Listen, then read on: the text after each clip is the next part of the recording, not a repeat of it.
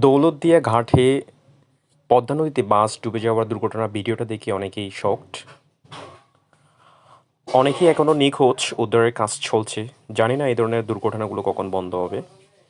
Recently before Eid and after Eid অনেকগুলো দুর্ঘটনা ঘটেছে। তার মধ্যে সবচেয়ে বড় দুর্ঘটনা হচ্ছে এই দৌলতদিয়ার ঘটনাটা। কয়েকদিন আগেও কুমিল্লাতে ট্রেন এবং বাসের সংঘর্ষে প্রায় ১২ জন মারা যায়। বাস ড্রাইভারদের নেগলিজেন্সের কারণে এই ধরনের দুর্ঘটনাগুলো ঘটছে। তারপরেও বাস মালিক কর্তৃপক্ষের কোনো নোটিশেবল স্টেপ দেখা যাচ্ছে না। ঠিক একইভাবে লঞ্চঘাটেও কিন্তু কয়েকদিন আগে ঈদের আগের দিন দুর্ঘটনা ঘটে। এই দুর্ঘটনায় প্রায় ৩ জন মতো জায়গায় মারা যায়।